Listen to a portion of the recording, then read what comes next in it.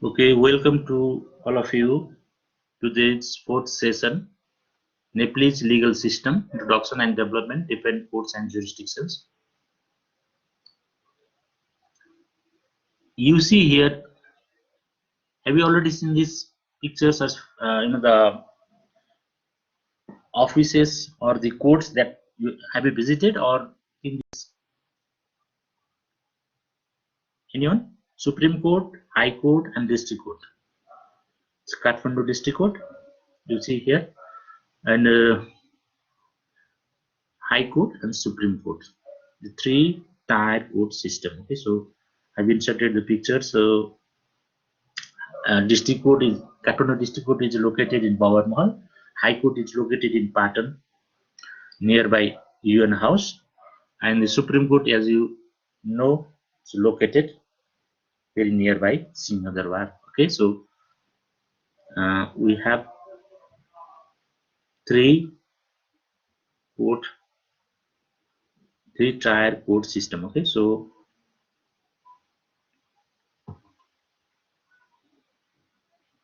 this is a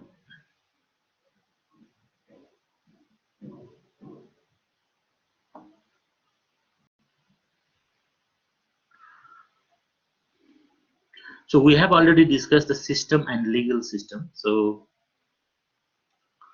according to John Vendy, a legal system is an operating set of legal institutions, procedures, and rules.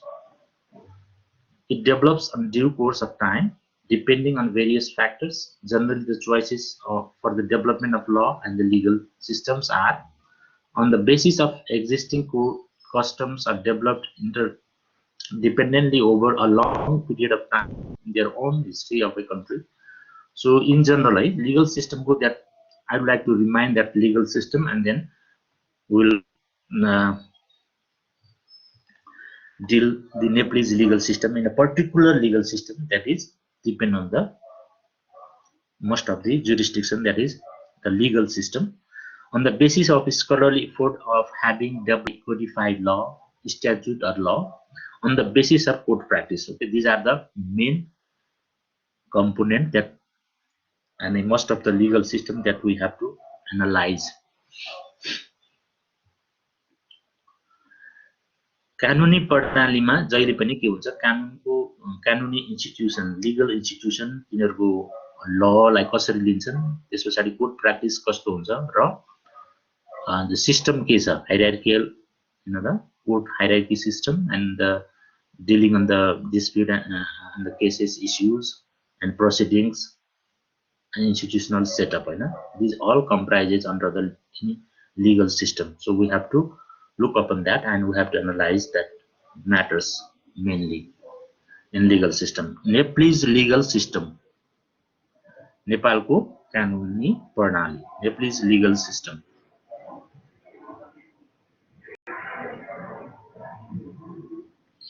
So Nepalese legal system basically based on the Hindu philosophy, religious texture that Mundum and Sanat Sawal and the previous the past history. If we look upon that, there are several the religious the instrument and the practices that we find. Fundamental rights of people, independent judiciary, etc., were introduced in the Nepal in the legal system, mixture of common and the customary law system that we have in Nepalese legal system.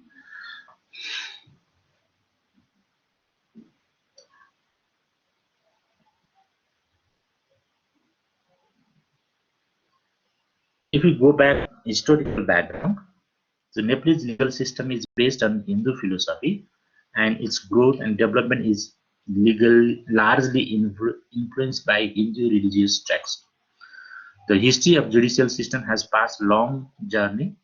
The historical development of Nepalese legal system, including overall justice system, can be traced back to the 750 BC. Basically, the development of justice is divided into two eras. So we can divide two eras: the before the codified era, after the codified laws era. Okay, so we have भनेको नेपालको इतिहासलाई हेर्ने हो भने हाम्रो धार्मिक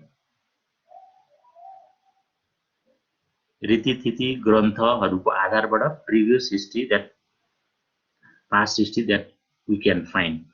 The first represent the uncodified law consisting of Kirat, Lichavi, and Malla period. The second era starts from the commencement of codified law in 1854, that is Country Code Molupian, and now we have the Civil Code and Criminal Code. After a long time, the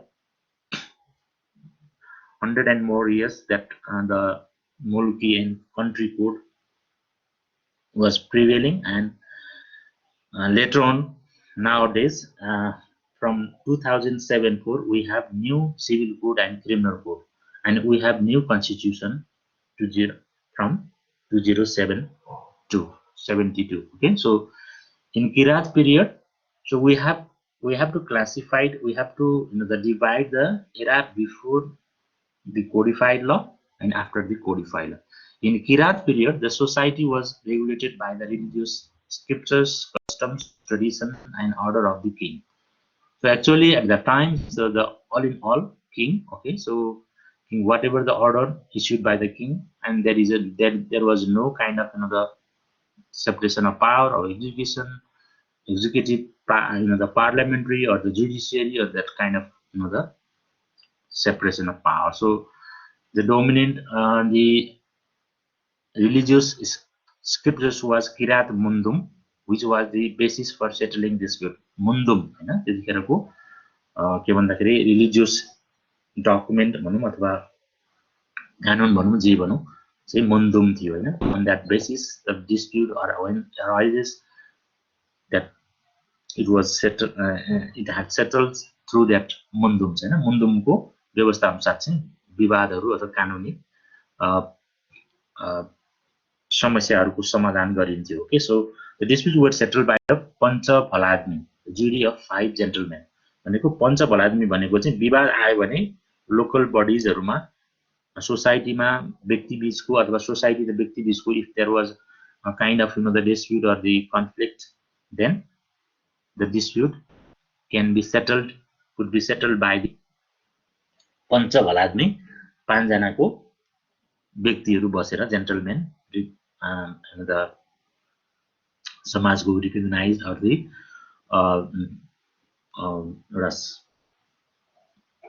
सुयोग्य व्यक्तिहरू बसेर चाहिँ त्यसको फैसला गर्ने, hearing गर्ने र फैसला गर्ने. Okay, so decision लिने. So similarly, the justice system of the Lichavi period was also previously influenced by the religious scripture, including Sanat Sawal as a form of order of king. त्यतिखेर issue गर्ने, किङले issue गर्ने अर्डरहरूलाई चाहिँ सनत सवाल भनिँदैन. अहिले पनि हाम्रो व्याख्या सम्बन्धमा सनत सवाललाई पनि ल भन्ने मानिन्छ भनेर. So we have also up to the date recognizing that Sanat सवाल as equivalent to law, हैन. कानुन सर हामीले अहिले पनि त्यसलाई सनत सवाल भन्न सक्छौं. So the, what is law? Law comprises the also Sanat सवाल, हैन. Law, parliament passed law, and the major source from where that the law came into existence and they came into force. So these are the some legal instrument at that time.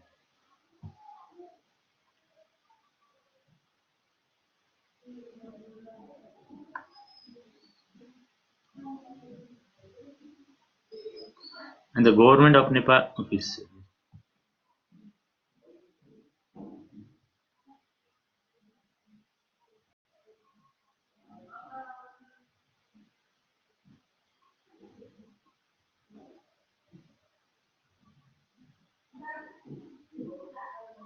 and the Malla period was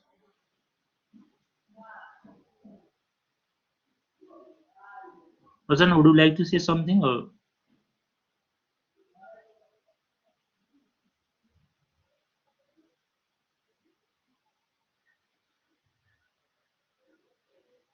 the Malla period was different from that of Kirat and Lichavi. period. From the point of view of dispensing justice, the second era starts from the commencement of codified law, that is Muluki Ain, Country Code, 1854. In Malla period, the written code named Manav Nyaya Shastra was introduced by the king Jayasthiti Malla to regulate the society as well as to administer justice. Jayasthiti Malla को पालामा चाहिँ Jayasthiti मल्लले मानव न्याय शास्त्र, the one of the most important code है त्यतिखेरको मानव न्याय शास्त्र हैन, जसको आधारबाट जयस्थिति मल्लले त्यो टाइममा न्याय प्रशासन गर्ने मात्र नभएर अहिलेको जुन मेजरिङ मानापाथी हैन अनि ढोग तराजुको जुन व्यवस्था छ त्यसलाई चाहिँ त्यतिखेर स्थिति बसाउने, so his name title that is स्थिति हो कि जयस्थितिलाई चाहिँ स्थिति मल्ल भने, so he was one of the renowned king हैन at that time, and उसले चाहिँ समाजमा एउटा अर्डर पीस र एउटा इक्वालिटी मेन्टेन गर्नलाई चाहिँ समाजमा स्थिति कायम गर्ने काम पनि गर्नुहुन्छ जयस्थिति मल्लले। सो मानव न्याय शास्त्र that at that time was the most one of the instrument that was under that provisions the king applied while administering the justice and maintaining the peace and order in the society at that time.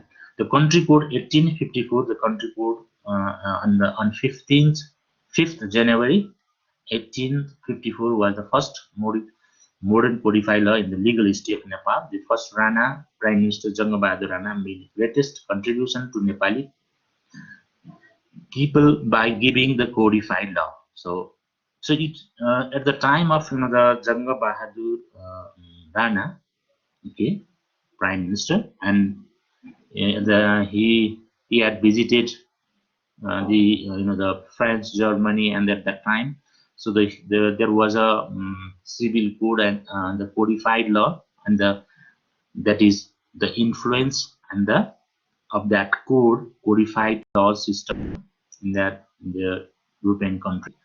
So that was reflected in codified law. So they बाहिर visit गर्दाखेरि France Germany visit गर्दाखेरि चाहिँ codified लको त्यहाँ प्रचलन देखेको आधारबाट चाहिँ त्यसैबाट प्रभावित भएर जङ्गबहादुर राणाले चाहिँ के गर्नु कोडिफाइड ल कन्ट्री कोड चाहिँ चाहिन्छ भनेर कन्ट्री कोड चाहिँ इन्ट्रोड्युस गरे, which was came into force at that time. For the first time, this country code tried to introduce the rule of law in Nepal. So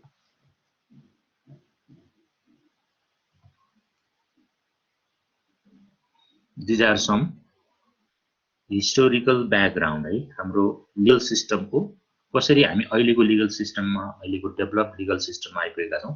So these are some historical background. The Government of Nepal Act 1948 was issued in the form of the first constitutional instrument incorporating some democratic idea.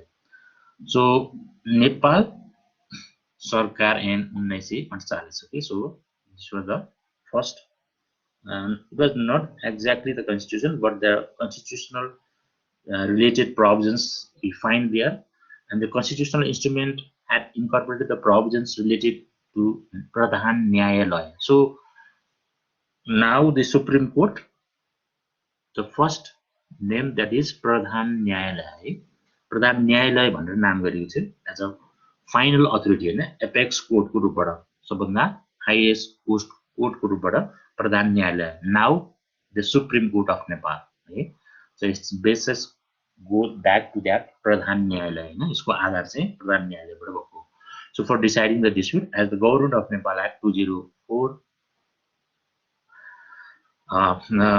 2004 को विधान, त्यसपछि Interim Government Nepal Act अन्तरिम नेपाल सरकार विधान 2007 BS, the laws and the constitution issued thereafter were also influenced by the adversary system of legal tradition.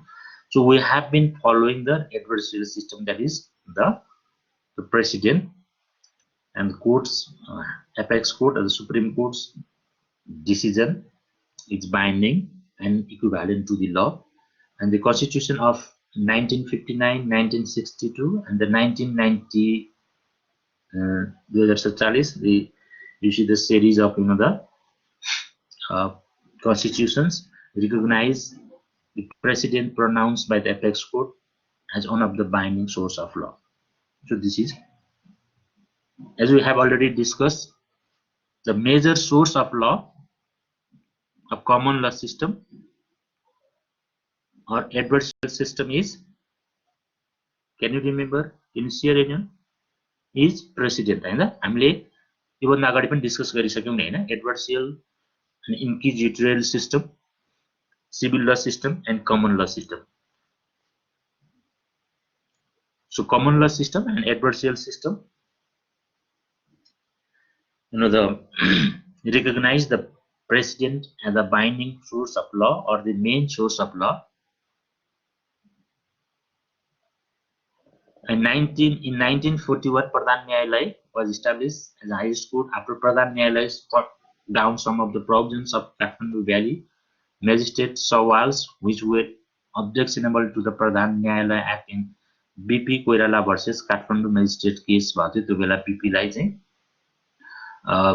illegally detained गरेर उलाई चाहिँ आदेश जारी गरिएको थियो. So the king began to be actively involved and omitted the writ jurisdiction of Pradhan Nyayalaya Act.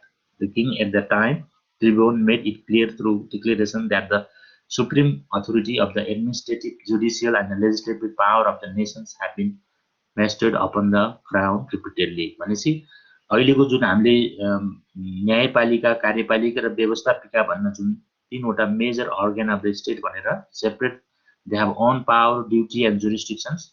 At that time they only on the crown of the king, royal king, so has a all authority and there was no kind of separation of power, rule of law and the check and balance. So later incorporated in the interim Government Act 1951 giving constitutional recognition of highest judicial level. The Pradhan Nyayalaya Act 1952 was enacted to regulate the apex court, providing the power and the function of the court. It had a power to exercise original decision, hear final appeals and review its decision. So the court had power to issue writs of habeas corpus, mandamus, prohibition, qui warranto and certiorari for the enforcement of rights infringed by the abuse of power of the state. स्टेटले व्यक्तिको fundamental rights हैन व्यक्तिको मौलिक हक हैन fundamental right. Now we have a constitution and there are several fundamental rights inserted in the constitution of new constitution, and at that time also the apex court has a extraordinary jurisdiction to provide the prompt and effective remedy when your fundamental rights are infringed or breached by the state acts and activities. Now, after several decades and the declaration of federal democratic system, we have new constitution 2072, and there are 3-tier court system.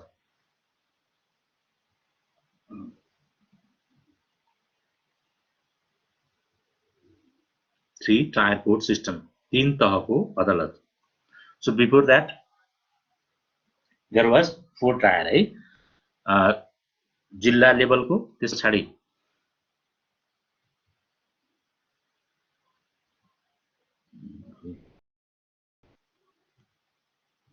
so judiciary system and jurisdiction of the court in Nepal.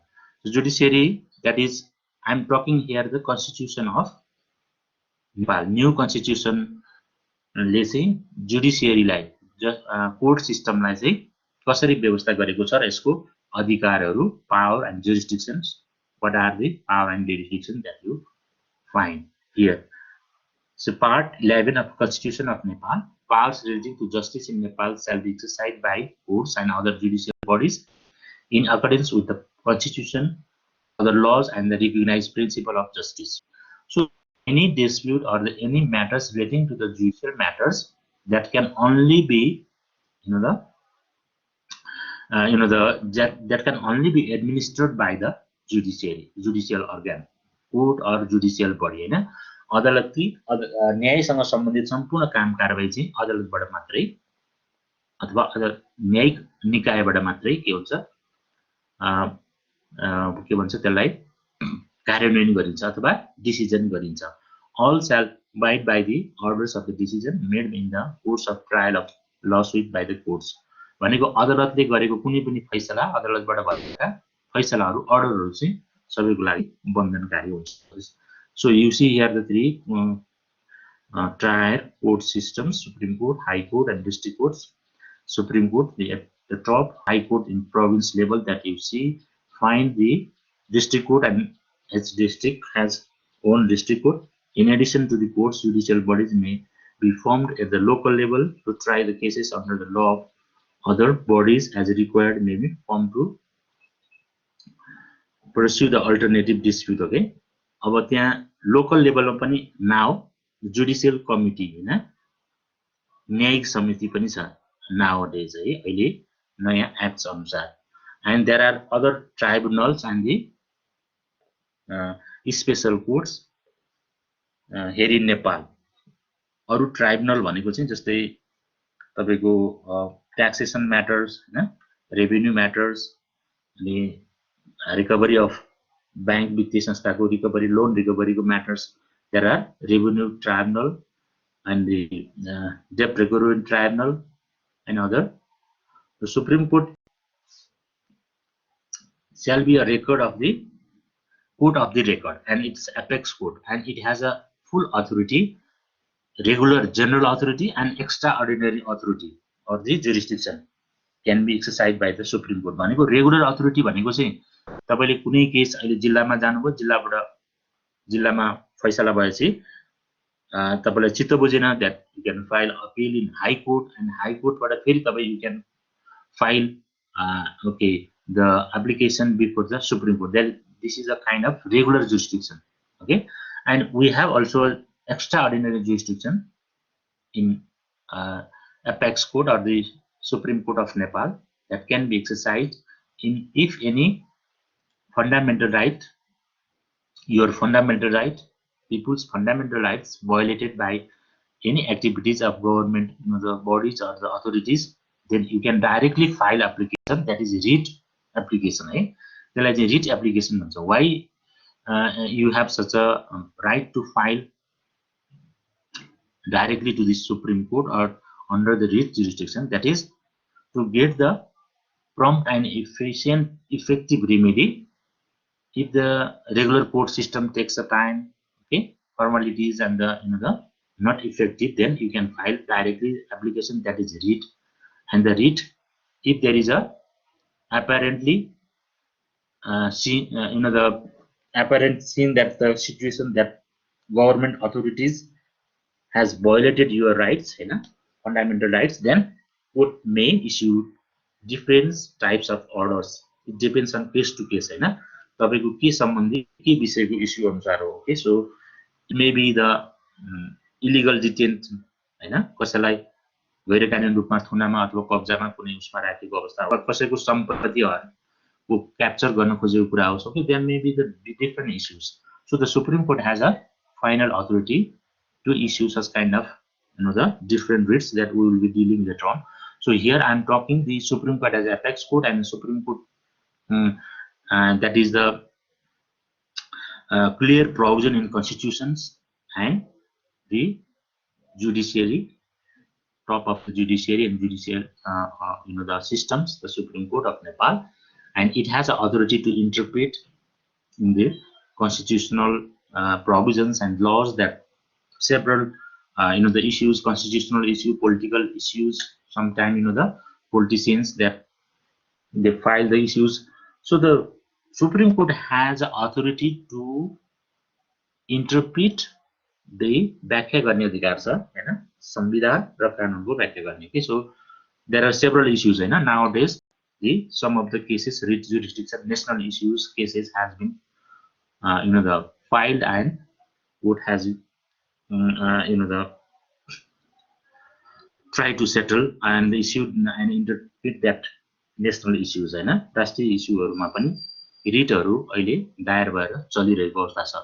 The Supreme Court may inspect, supervise and give necessary directives to it and courts, specialized courts or the other judicial body. So Supreme Court लाई चाहिँ के अधिकार छ त भन्दाखेरि उ अन्तर्गतको junior or inferior कोर्ट्सहरुको लाई सर्टेन डिरेक्टिभ्स दिने, रेगुलेट गर्ने अनि सुपरवाइज गर्ने अधिकार छ। And even supreme court has a authority to issue the directives order to the government हैन। गभर्नमेन्टलाई इन्भाइरोमेन्टको इस्यु, विभिन्न नेशनल अथवा पब्लिक इन्ट्रेस्ट लिटिगेसनको इस्युहरुमा चाहिँ सुप्रिम कोर्टले सेभरल टाइम्स हैन, सेभरल इस्युज डिरेक्टिभ्स अर्डर्स जारी गरेको छ। कोभिडको समयमा पनि that you have seen to maintain the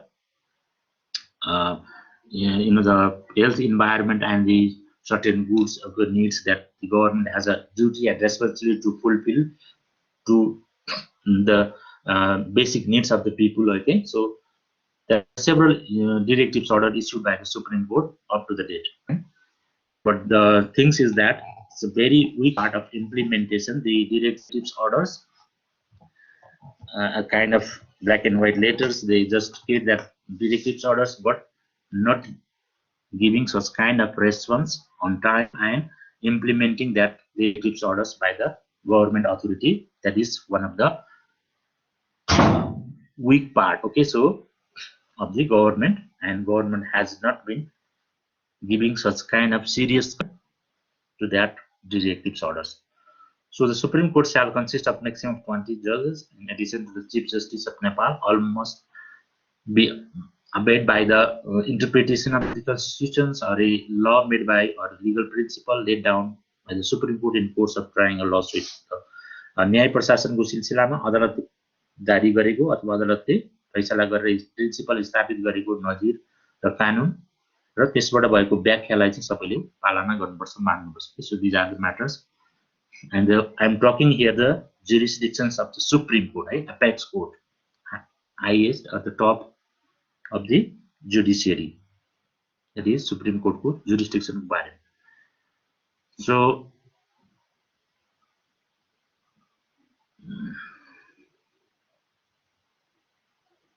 बुझिरहनु भएको छ कि छैन? Are you getting? Yes sir, बुझिरहेको छ। अहिले चाहिँ बुझिरहेको छौँ है, प्रब्लम छैन। So all must abide by any interpretation of the constitution or law made by or any legal principle laid down by Supreme Court in course of trying a lawsuit. If anyone makes obstruction in dispensation of justice by or disregard any order or judgment handed down by it or any of its subordinate courts, the Supreme Court may, in accordance with the law, initiate proceedings and impose punishment for contempt.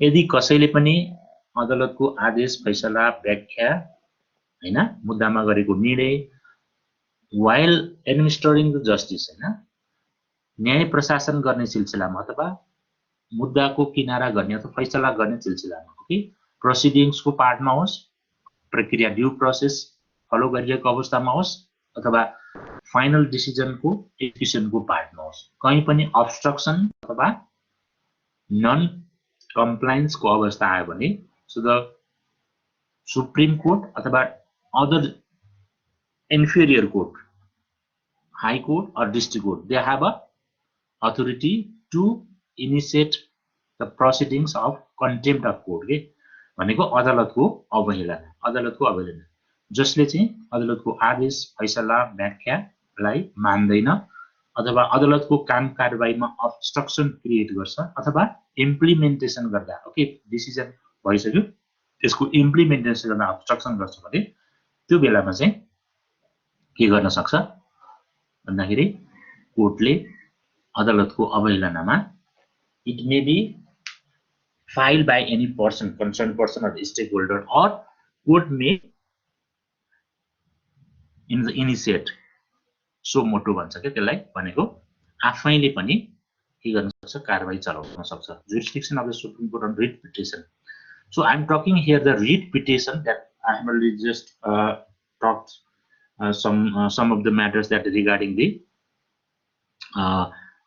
writ jurisdiction. भनेको writ jurisdiction भनेको पनि एउटा legal remedy, fundamental right breach भएको अवस्थामा, fundamental right को उल्लङ्घन भएको अवस्थामा तपाईको property को हुन्छ, health को हुन्छ, तपाईको individual freedom को हुन सक्छ, तपाईको, okay, so there are several fundamental rights inserted in the constitution, new constitution of Nepal. If in the case of violation or the breach or any kind of the adverse the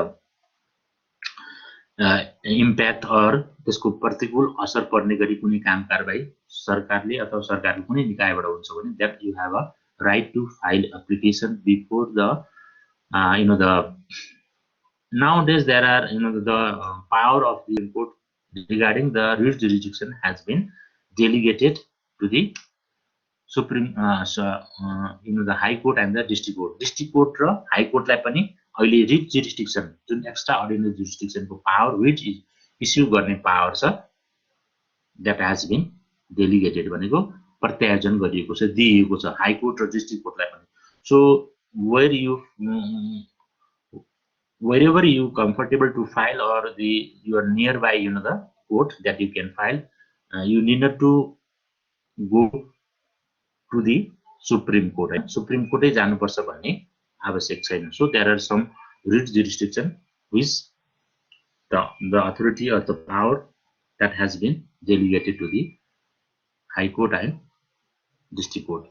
So I'm talking here regarding the fundamental right. In the case of fundamental right, and if any laws which are not inconsistent with the Constitution, Constitution सँग बाजिनी कानुन र कन्स्टिट्युसनले हामीलाई नागरिकलाई प्रदान गरेको fundamental राइटको bridge भएको अवस्थामा the writ jurisdiction as an extraordinary jurisdiction of the Supreme Court. हैन सुप्रिम कोर्टको त्यो चाहिँ के हो त भन्दाखेरि extraordinary jurisdiction हो. Okay, that is any citizen, okay, you can also file a case before the Supreme Court, to invalidate any law that is against the law of the against the provision of the Constitution. संविधानको व्यवस्थाको विरुद्धमा अथवा संविधानको व्यवस्थासँग बाजिने, okay, contradict हुने कुनै lodge अथवा संविधानले प्रत्याभूत गरेको ग्रान्टेड गरेको तपाईको fundamental rights if breached, then you can file the applications, that is writ application, and writ jurisdiction can be exercised by the court and declared void because it is inconsistent with the law made by the federal parliament or the state assembly, and the Supreme Court shall have an extraordinary power to declare that law to be void either ab initio or from the date of its decision if the law appears to be so inconsistent. अदालतले supreme कोर्टले यो ललाई जुन ल चाहिँ संविधानसँग बाजिएको छ, contradict छ भने त्यसलाई भोइड गर्न, बदर गर्न, इनभ्यालिड गर्नको लागि चाहिँ उले यो ऐन लागू भएको सुरु मितिदेखि एबी इनिसियो भनेको सुरुदेखि अर्थात् from the date of its decision निर्णय भएको मितिदेखि बदर हुनेछ भनेर may declare that. Okay, so under the extraordinary jurisdiction, Supreme Court may issue appropriate orders and the writs, including the writs of habeas corpus, mandamus, certiorari, prohibition, and quo warranto. Which is different types of writs के सँग सम्बन्धित छ भने तपाईलाई कसैले habeas corpus तपाईलाई गैर कानुनी थुना, बन्दी, कब्जा अथवा केही नियन्त्रण लियो. Okay, so your relatives or your friends or the other persons or lawyers may file case to issue the habeas corpus. भनेको त्यो habeas corpus बाट चाहिँ त्यो जसलाई गैर कानुनी रूपमा इलिगल रूपमा चाहिँ डिटेन गरिएको छ, थुनामा राखिएको छ, कब्जामा लिएको छ भने उसलाई कोर्टमा अपियर गराउ भनेर कोर्टले अर्डर गरेर रिट जारी गर्न सक्छ. Okay, so mandamus, परमादेश, if there is any the government body or the executive not doing that kind of not following the laws and making the decision and issuing such kind of orders that is against the law, that is the violation of the people's rights, then Supreme Court also invalid that kind of issues. And certiorari, if the government authority makes any kind of the decision that is against the people's rights or fundamental rights, and that can invalidate it. Decision bother. So these are the different writs. Prohibition, प्रतिषेध, कसैले अधिकारी नभएको व्यक्तिले आफ्नो पदमा जबरजस्त बस्ने अथवा कुनै काम गर्ने हैसियत राख्दैन. So in that case, and these are some writ jurisdiction which is called extraordinary jurisdiction of the court that can be exercised by the court, and that is the power conferred by the constitution. Constitutionally दिएको अधिकार प्रयोग अदालतले प्रयोग गर्नु. Subject to the constitution, the Supreme Court shall has provided in federal law have the power to originally try and settle the cases, hear appeals, test judgment, referred for the confirmation, revise cases, hearing petition, or review its judgment or final orders. भनेको supreme कोर्टलाई चाहिँ regular जुरिस्डिक्सनको हेर्ने, अपिलको रूपबाट हेर्ने, जजमेन्टलाई त्यस पछाडि ल र कन्स्टिट्युसनको व्यवस्था इन्टरप्रेट गर्ने, व्याख्या गर्ने, र एक्स्ट्रा अर्डिनरी जुरिस्डिक्सन अन्तर्गत जी निर्णयहरू जुन लसँग बाँझिएका छन्, कानुनसँग बाँझिएका, कानुन बनिएका छन् संविधानसँग, सो त्यसलाई इनभ्यालिडेट गर्ने यी सम्पूर्ण अधिकार चाहिँ these are and confirmed to the Supreme Court. And Supreme Court, one you have to understand here, there is a provision of review, है, पुनरावलोकन भन्छ. भनेको सुप्रिम कोर्टले नै गरेको डिसिजनलाई फेरि supreme कोर्टले, suppose two judges had already decided that matters and someone would like to review that decision, and the larger bench look upon that matters and review, है, पुनरावलोकनको एउटा व्यवस्था छ. Okay, so and after that the decision will be final. So judge other than those having hand down by the previous judge then shall make such a review. There is a provision of review.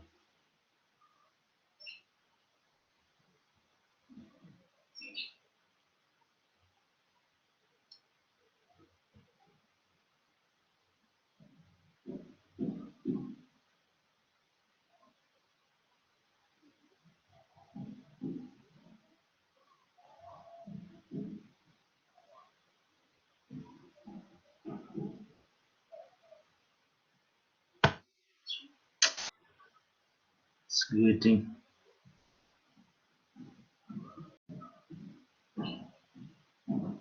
net is very slow.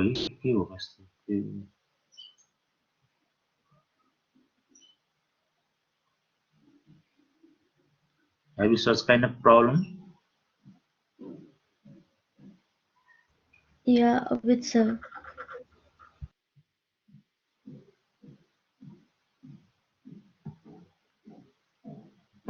Actually not.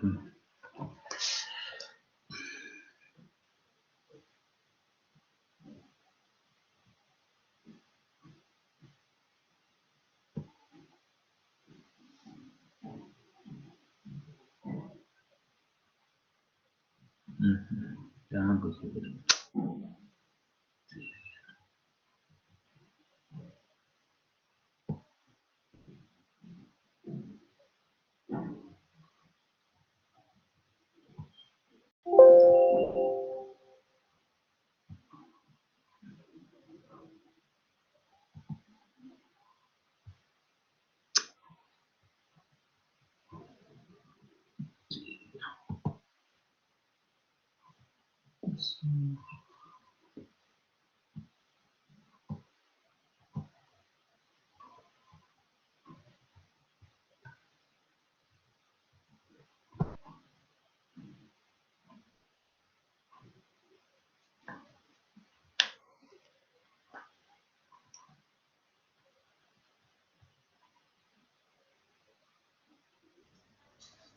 गुरुबा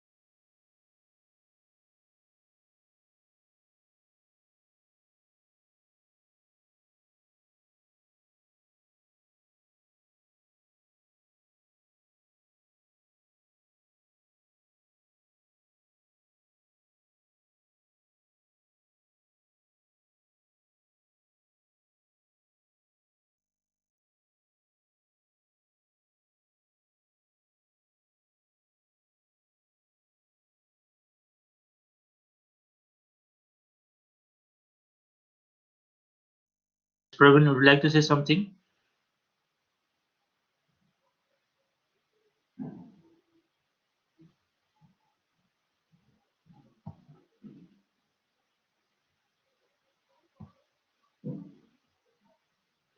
Okay, we are talking here the jurisdiction or the अधिकार क्षेत्र है अदालतहरुको अधिकार क्षेत्रको कुरा गरिरहेका छौं हामी हैन सुप्रिम कोर्टको के अधिकार क्षेत्र छ did you get what I mean to say so as a apex court as a supreme court has a regular jurisdiction that is to look upon the case and decide on the case that is under the regular jurisdiction the appeal from the decision made by the High Court and any party of the case file an appeal before the Supreme Court, and that is a regular jurisdiction. And extraordinary jurisdiction, and it has a power to interpret the law, to invalid the laws which are inconsistent and they contradict with the legal provisions of the Constitution. And the Supreme Court is the court of record, an apex court.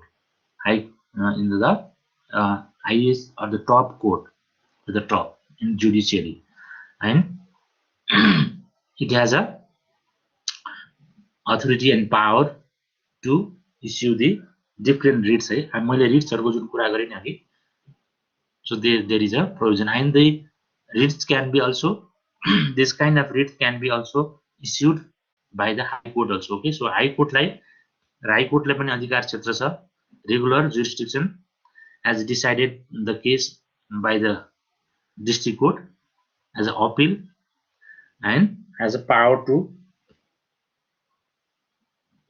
issue the writ jurisdiction as the jurisdiction provided to the Supreme Court. Some of the matters, okay, appeal, and also has a power to initiate the process of contempt of court. So mandamus, habeas corpus, certiorari, provision, qui variando. So High Court has also a power, and the power has been delegated because the people may not have such kind of access to go to the Supreme Court, okay, only on court in a country. So in province level, that the area where it is located, and the people can file a case in their own another territorial jurisdiction in High Court. Okay, so High Court को चाहिँ जुन province लेभलमा व्यवस्था गरिदिएको छ र प्रोभिन्समा चाहिँ जुन अधिकार प्रयोग गर्छ सुप्रिम कोर्टले, जस्तै writ jurisdiction, fundamental right breach भएको अवस्थामा, okay, so prompt and effective रेमेडीको लागि, so they can file the writ applications before the high court हैन, प्रोभिन्स लेभलमा पनि. So the power or the jurisdiction that is delegated to the and up to district courts, है, district court सम्म पनि कतिपय writ जुरिस्डिक्सनहरु. Okay, so it's a trial court. Okay, district कोर्टलाई trial court पनि भन्छ. सुरुमा तपाईको केस हेयरिङ गर्ने अदालत हैन. Suppose you live in Bhaktapur, Kathmandu, Lalitpur or outside the valley, the district where you live, the located the district court is district has own district court हैन. प्रत्येक डिस्ट्रिक्ट कोर्टमा चाहिँ डिस्ट्रिक्टमा चाहिँ एउटा डिस्ट्रिक्ट कोर्ट छ र within that jurisdiction, territorial jurisdiction where you live, that you can file a case regarding the the individual issue or the the public issues or the civil, criminal, different kinds of cases. Okay, so jurisdiction applies within that territorial the territory within that location. So there is a provision of jurisdiction that can be exercised by the district court as a trial court, as a first court, and there are other tribunal. Okay, so tribunal and quasi judiciary body and judicial body in local level. जस्तै गाउँपालिका, न्यायपालिका, के अरे नगरपालिकाहरुमा पनि अहिले सो न्यायिक समिति, there is a formation, there is a provision of the judicial बढी हैन तर they look upon that sir minor सुन्नुस् न केसेस हैन हजुर हाम्रो के जुन चाहिँ ल इम्प्लिमेन्टेसन हुन्छ नि त्यसको फ्रेमवर्क अरूहरु केही छैन बुझ्नै गाह्रो भयो के अलिकति हजुर हजुर हाम्रो के यो फ्रेमवर्कहरु कुनै छैन त्यो डायग्राम हुन्छ यसले उ गर्छ यसले यो गर्छ भन्ने अलि त डायग्रामहरुमा भयो नि अलि बुझ्न सजिलो हुन्थ्यो होला यो त सरले हेरेको तपाईले भन् अलिअलि त बुझ्या छ सर तर दिमागमा बुझ्ने प्रोसेस हुनै गाह्रो भयो के मलाई चाहिँ यसमा जस्तै डायग्राममा तपाईले जस्तै नै हायरार्की हेर्नुभयो भने सुप्रिम कोर्ट भनेको चाहिँ सर्वोच्च अदालत है त्यसपछि हाई कोर्ट उच्च अदालत त्यसपछि डिस्ट्रिक्ट कोर्ट जिल्ला अदालत हो यो चाहिँ हाम्रो 3 टायर कोर्ट सिस्टम हो हैन तीनवटा तहमा तपाईले मैले अघि भने कि रेगुलर कोर्ट जुरिसडिक्सन डिस्प्युट हुन्छ नि विवाद हुन्छ नि तपाईको विवाद तपाईको बसेको जस्तै suppose like there is a land dispute between you and your neighbour है तपाई र तपाईको छिमेकीको बीचमा ल्यान्ड डिस्प्युट भयो भने तपाई कहाँ बस्नुहुन्छ तपाई ललितपुर बस्नुहुन्छ काठमाडौँ बस्नुहुन्छ अथवा भक्तपुर बस्नुहुन्छ अथवा आउट अफ भ्याली जुन जिल्लामा बस्नुहुन्छ त्यो district court as a trial court that you have to file a case and the jurisdiction apply that court है ट्रायल कोर्ट बुझ्नुभयो यदि त्यो अदालतबाट निर्णय भयो कि so if you are disagree on that decision then you can file a application before the high court which is located in province level हैन province level मा चाहिँ high court छ हैन त्यो high court मा जानु पर्यो त्यसपछि after that then still the same decision made by the court or in the favor of the district court then the party who is not agreed that decision then file a supreme court के बुझ्नुभयो Supreme Court that is a final and the regular jurisdiction चाहिँ यो भयो है and if there is the need of the immediately required to resolve the immediate the emergency हैन issues or there is a breach of fundamental rights भनौं तपाईलाई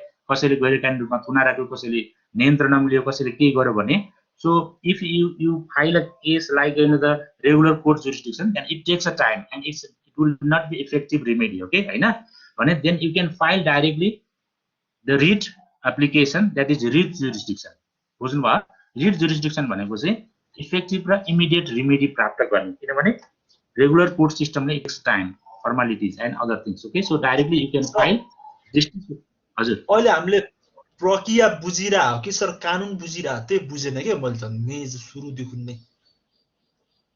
कानुन बुझिराखेको हामीले जुन चाहिँ ल नै हुन्छ नि अधिकार बुझिरा हो कि हामीले प्रक्रिया हुन्छ नि यसरी जाने हो भनेर प्रक्रिया बुझिरा हो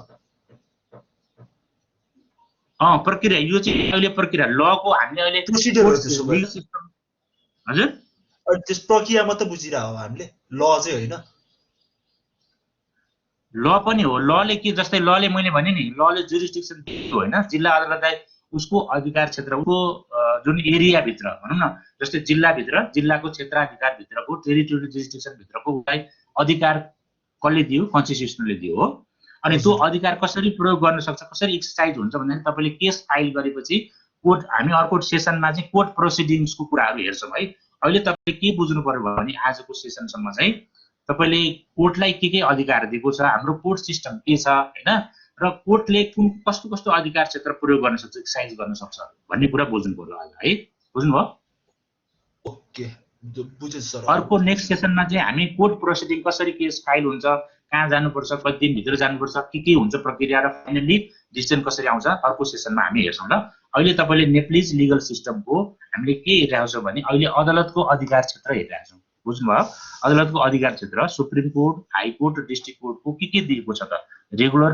जुरिसडिक्सन र एक्स्ट्रा अर्डिनरी जुरिसडिक्सन भनेको चाहिँ अतिरिक्त अधिकार क्षेत्र हैन बुझ्नुभयो रिट जुरिसडिक्सन भनेको चाहिँ एक्स्ट्रा अर्डिनरी जुरिसडिक्सन हो कोर्टले एक्सरसाइज गर्ने बुझ्नुभयो आर यु गेटिङ हजुर सर ल अलिकति के पढिरा त्यो चाहिँ बल्ल क्लियर आउट चाहिँ भयो अब चाहिँ क्लियर भयो नि तपाईले क्लियर देख्नुहुन्छ नि डिस्ट्रिक्ट कोर्ट एन्ड इट्स जुरिसडिक्सन लेखेकै छ माथि पनि छ सुप्रिम कोर्ट को हाई कोर्ट त्यो मैले त्यो उता भयो अत हामीले ल कुरा गरिरा हो कि अब का हो म त जन यता न उता भयो कि भइदिया थियो कि अरु पनि हुन्छ त्यस्तो कहिले काहीँ हुन्छ इट्स किनभने न्यू सब्जेक्ट हो okay don't worry so I will try my best to make you well understand. That is our common motto. Okay. हुन्छ सर अलिकति फ्लो चार्टमा भयो भने अलिक मजा आउँथ्यो बुझ्न नि अलिक क्लियरिटी चाहिँ चाहन्थ्यो यसले यो गरिरहेको यो यताबाट भइरहेछ भने चाहिँ अब तपाईको चाहिँ ओके सो अब सबैको कति सम्भव हुन्छ I'll try my best है तर तपाईले यहाँ बुझ्नु पर्ने सर हेर्दाखेरि तपाईले बुझ्नु पर्ने के छ भने कतिपय ठाउँ मैले त्यो पनि चार्टहरु पनि गर्दिएको छु प्रिभियस सेसनमा तपाईले देख्नुभयो होला र अब यसमा तपाईले बुझ्नु पर्ने के भने तीनवटा कोर्ट सिस्टम भनेको सुप्रिम कोर्ट हाई कोर्ट र डिस्ट्रिक्ट कोर्ट हाम्रो कोर्ट सिस्टम चाहिँ तीनवटा तह छ हैन ट्रायल कोर्ट सुरुमा तपाईले फाइल गर्ने सुरुको तपाईको लिगल इस्युको जुरिसडिक्सन एट्र्याक्ट हुने चाहिँ रेगुलर कोर्ट सिस्टममा चाहिँ डिस्ट्रिक्ट कोर्ट हो क्या अनि डिस्ट्रिक्ट कोर्ट बाहेक जस्तै हाम्रो नेचर अफ केसेस हैन डिफरेन्ट इस्यु जस्तै ट्याक्स इस्युको रेभेन्यू इस्युको छ भने we have a equivalent to district court चाहिँ रेभेन्यू ट्राइब्युनल छ क्या त्यहाँ ट्राइब्युनल भनेको चाहिँ 3 जनाको न्यायाधीशको के हुन्छ सेटिङ हुन्छ त्यसमा हैन जस्तै डिस्ट्रिक्ट कोर्टको एउटा बेन्चमा एउटा न्यायाधीशको हुन्छ भने त्यहाँ चाहिँ एक्सपर्ट माइन्ड डिफरेन्ट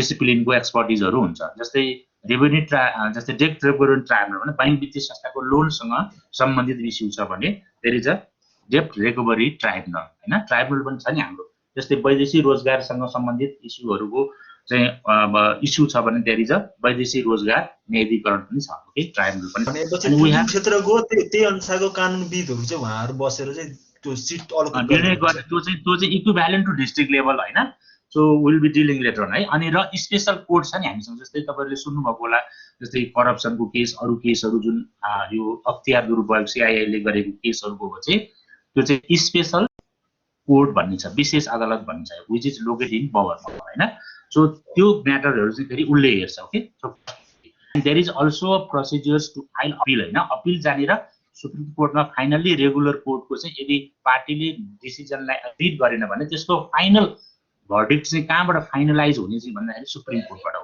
है देयर इज अ रेगुलर हैन जस्तै ट्रायलमा दियो ट्रायल पछि अपिल दियो अपिल पछि फेरि review and the revision okay finally that is a decision and the will be binding and final one okay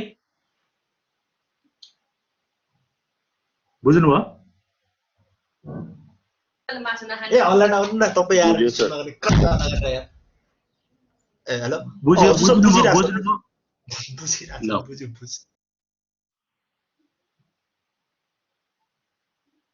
so special court है मैले यहाँ स्पेशल कोर्ट पनि specialised tribunal court there is a provision of constitution है कन्स्टिट्युसनले नै अधिकार दिएको छ कि हाम्रो कोर्ट सिस्टम र nature of cases different nature of cases कसले हेर्ने कस्तो नेचरको हेर्ने भनेर चाहिँ we are talking here the jurisdiction and power that is confirm by constitution and law okay अहिले त्यो बुझ्नु है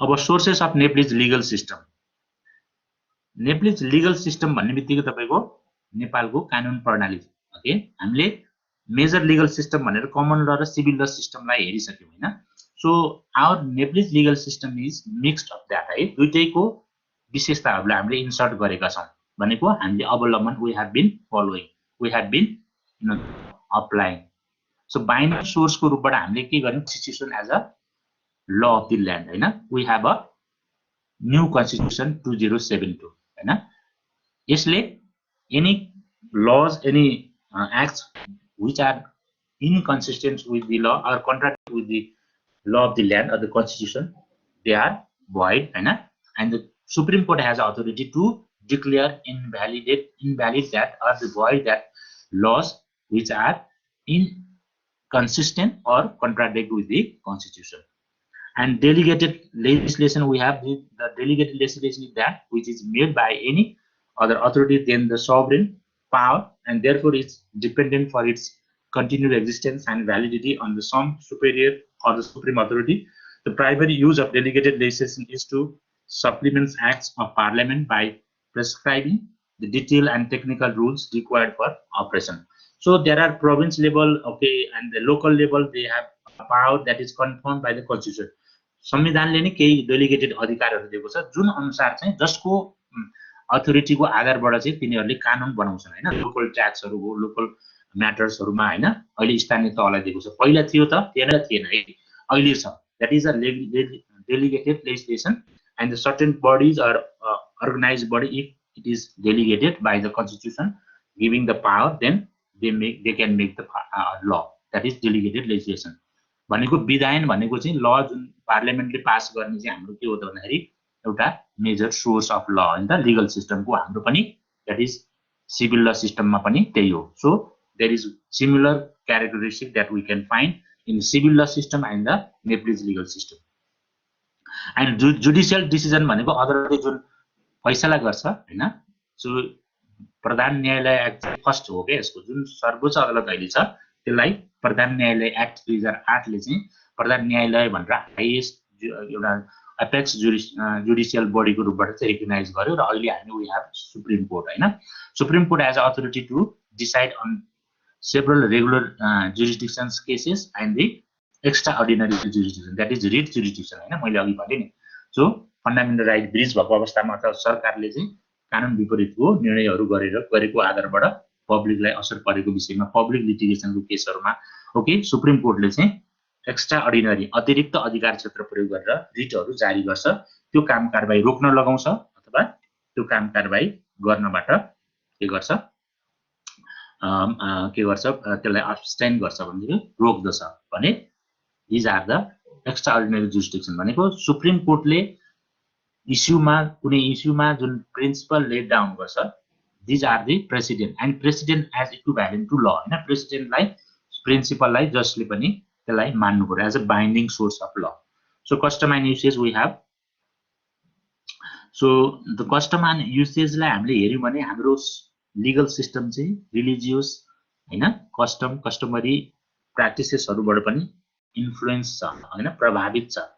त्यसको अहिलेको लेटेस्ट हामीले इक्जाम्पल हेर्यौँ भने पनि according to civil code we have to code, civil code in civil matters and criminal code and criminal matters हैन. So there is a process of the filing case and the time bound in the timeline that you have to file within that 6 months or 2 months, or there are different cases in different time frame हैन to file a case, and there is a court proceedings and finalizing the case and execution हैन. case finalize गरिसकेपछि त्यसको execution part पनि. If we take one example, there is also influence of the the customary practices or the usage or customs. जस्तै अहिले हाम्रो civil कोडमा पनि बिहाबारीको जुन छ बिहाबारी चल्ने हाम्रो क्लोज रिलेटिभ हैन, हार्ड नाता भन्छ नि, हार्ड नाता भित्र अरु जातिहरुको विवाह चल्दैन. तर केही जातिहरु छ जस्तै यहाँ एकजना के हाम्रो मगर पनि हुनुहुन्छ गारा हैन, उहाँहरुकोमा जहाँसम्म लाग्छ मलाई के छ फुपूचेला मामाचेला भनेर चाहिँ त्यो उनीहरुको आफ्नो जातिमा पनि के हुन्छ बेवाबारी चल्छ. तर हाम्रो क्षेत्री बाहुनहरुकोमा चाहिँ त्यो चल्दैन. तर लले के गर्यो भन्दाखेरि यदि हाम्रो प्रिभेलिङ कस्टमरी प्र्याक्टिसेस हाम्रो कस्टम चाहिँ त्यो छ भनेदेखि युसेज त्यो छ भने त्यसलाई चाहिँ इनभ्यालिडेट अथवा इलिगल मानिदैन भनेर लले नै के गर्यो रिकग्नाइज गर्यो. त्यस्तो विवाहलाई त्यस्तो रिलेसनलाई चाहिँ के गर्यो रिकग्नाइज गर्यो. That is a kind of I am giving here example the kind of influence of our customs, right? That is also a source of law. So treaties and convention हामीले जे नेपालले WTO and other different हैन multinational bilateral and the international treaty convention हरु जति नेपालले pass गरेको छ, जतिमा नेपाल सदस्य भएको छ, there is a treaty act, सन्धि ऐन भन्ने छ हाम्रो नेपालमा. र सन्धि ऐनले के भन्छ भने यदि त्यस्तो व्यवस्थाहरु हाम्रो प्रचलित कानुनसँग बाजिने छ भने त्यो ट्रिटीको व्यवस्थाहरु चाहिँ लागू हुन्छ भनेर भन्छ. Okay, so this is a source of law also है. This is a source of law and persuasive सोर्समा comparative law that is rules of foreign laws, precedents and the customs. Persuasive भनेको चाहिँ नट बाइन्डिङ है, persuasive source, binding source and persuasive source. This are the sources of Nepalese legal system and laws of Nepal है. हामी we are talking here and opinion of expression of jurists, okay, and there are minimum standard of international human rights and humanitarian law that we have been applying, we have been following हैन. humanitarian र human rights law चाहिँ हामीले जुन pass भएका छन् UNHCR अथवा अरु UN कन्भेन्सनहरुबाट तिनीहरु हामीले फलो गरिरहेका छौं. that is a persuasive source of law हैन. हामीले लमा नै त्यसलाई एडप्ट गरिरहेका छौं, लमा नै हामीले इन्सर्ट गरिरहेका छौं. This process it is a persuasive source of law of Nepalese legal system. Yeah? There are some cases, I have inserted some cases where you see the picture that regarding the case of the that we have been following the adversarial system, the common law system भनेर एउटा नेपाल सरकार versus Parshuram पोखरेलको मुद्दामा supreme कोर्टले interpret व्याख्या गरेको छ. So where the judges are neutral and government parties should prove that the accused person is guilty with evidence. भनेको कुनै व्यक्ति क्राइममा कुनै क्रिमिनल एक्ट्स एन्ड एक्टिभिटिजमा इन्भल्भ छ, क्रिमिनल हो भनेर चाहिँ पहिले नै जजले चाहिँ के गर्दैन, त्यसलाई प्रिज्युम गर्दैन. Okay, so until and unless proved by evidence, हैन. So that is goes to the government attorney. अब गभर्नमेन्ट पार्टीले यदि कुनै कसैलाई चार्ज लगाउँछ क्रिमिनल एक्ट्स एन्ड एक्टिभिटिजको भने उसलाई अरेस्ट गर्छ, उसलाई प्रोसिड गर्छ अदालतमा भने उसले नै त्यो कुरा विथ एभिडेन्स प्रुभ गर्नुपर्छ. Okay, so we have been following the adversarial system. जजेस are neutral and there is a open competition and open debate with evidence from the defence side, from the the plaintiff side भनेको वादी पक्ष नेपाल सरकार हुन्छ हैन केसमा. So in the case of Meera Dhungana केसमा चाहिँ for the first time the court has interpreted that is the human rights, हैन.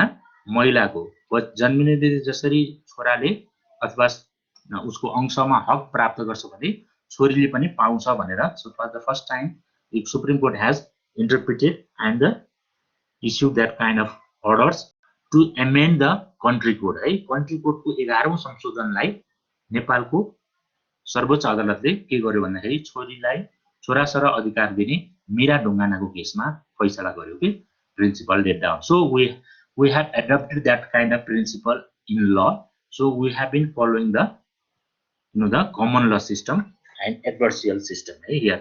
And अन्नपूर्ण राणाको केसमा चाहिँ there was a dispute regarding the अंश सम्बन्धी, हैन. अंश सम्बन्धी मुद्दाको विवाद भएपछि उसको आफ्नो दाजुभाइहरूले चाहिँ अन्नपूर्ण राणाको चाहिँ she has a the sexual relation to others and the उसको चाहिँ विवाह भइसकेको हुनाले भनेर चाहिँ क्लेम गरे र पछि कोर्टले के इन्टरप्रेट गर्यो भने यदि विवाह अगाडि कुनै रिलेसन छ, सेक्सुअल रिलेसन छ भने पनि that is not called as marriage, हैन. विवाहको रूपबाट मान्न सकिँदैन र दे आर लिभिङ टुगेदर हुन सक्छ अथवा त्यहाँ त्यसरी सम्बन्ध रहन सक्छ. त्यसको मतलब चाहिँ त्यसको अर्थ चाहिँ बिहा भएको भन्ने होइन भन्ने अर्थ गरेर so interpreted that on matters in Annapurna Rana case the was regarding the right of privacy को कुरा पनि उहाँले उठाउनु भएको थियो. So court has interpreted that before marriage relation अरु हुन सक्छ, फिजिकल रिलेसन अरु हुन सक्छ, तर त्यसलाई नै बिहा गरेको मानिदैन भनेर कोर्टले इन्टरप्रेट गर्यो. So there are some but that is not acceptable in Hindu culture and Hindu system previously, but court has interpreted that matters in such a way. So taking the reference of Western the practice. So in short, I sum up गर्नु पर्दा अब तपाईको Nepalese legal system चाहिँ it developed over a long period of time independently on the basis of religious scriptures like Vedas, Shrutis and Smritis of Yajnavalkya, Nadaka and Brihaspati before the reception of foreign laws. हामीले foreign law codified law को सिस्टमलाई adopt गर्नु भन्दा अगाडि हामीसँग religious स्क्रिप्चर्सहरुको आधारबाट religious धार्मिक ग्रन्थ प्रथा परम्पराबाट नै यो गाइडेड थियो भने after the reception of Nepalese legal that foreign laws and the Nepalese legal system has gone through many difficulties and changes, westernization and modernization which has resulted in existing Nepalese legal system. Nepalese legal system is influenced by many systems of law along with involvement of the native concepts, customs and uses. The first codified law of Nepal is Muluki in 1990. Is influenced by civil law, but in essence is Hindu law. हैन हामीले civil ल codified ललाई adapt गर्दा गर्दै पनि कतिपय हिन्दू हाम्रो religious कुराहरुलाई पनि एडप्ट गर्दै आइरहेका छौं up to the date. Nepal has the provision of Western Constitution which is the recession of civil law. So there are the features of codified law. We have a codified with a code हामीसँग code छ नि civil code र criminal code. Civil matter जति सबै एउटा कोडमा त्यसलाई consolidated गरिएको छ भने criminal matter-हरूलाई कोडमा. So we have a codified law. So like in civil law system, Nepal also has special courts acceptance of the precedents and the adversarial system are the influence of common law system. Rules concerning state-owned enterprises, cooperatives are influenced by socialist law. It can be concluded that Nepal's legal system was originally, which was based on the Hindu philosophy before 2007 BS, and it transformed as hybrid legal system after 2007 due to its modernization by reception of foreign laws along with the Hindu concepts and native customs and usages. However, after the overthrow of Hindu king and increasing modernization, the Hindu concept of dharma is becoming less popular. So as of the day, Nepal's legal system has some features of its originality, that is Hindu legal or the Hindu philosophy and the religious matter customary and the customs and customary, but more features are closely related with the common law system and the civil law system, that is precedent based system and the law passed by the parliament system. So legal system of Nepal, that is, we can say, and it is said that it's a hybrid or mixed legal system.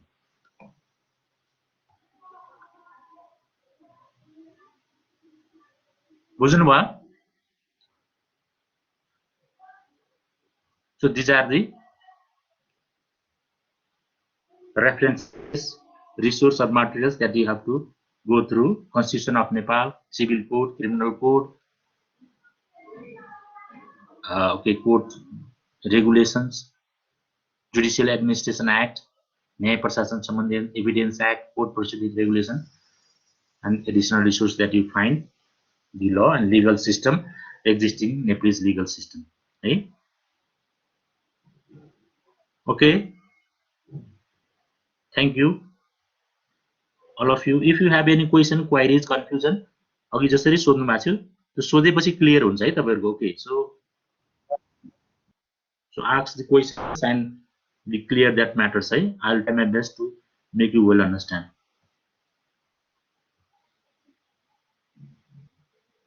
छ केही सोध्नु पर्ने, बुझ्नु पर्ने? If you have any, so you have to revise once again, that is, you know, the तपाईले पढ्ने हेर्ने चाहिँ आफूले पनि गर्नु पर्यो है. त्यसपछि if you get difficulties and Okay. Okay, all of you?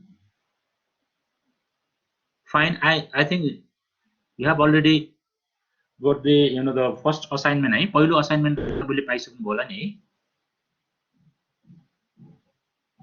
Did you get, Archana?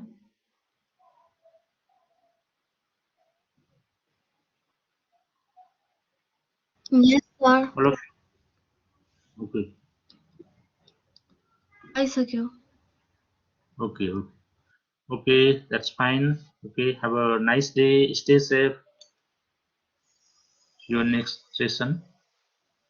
Bye bye. See you, all of you.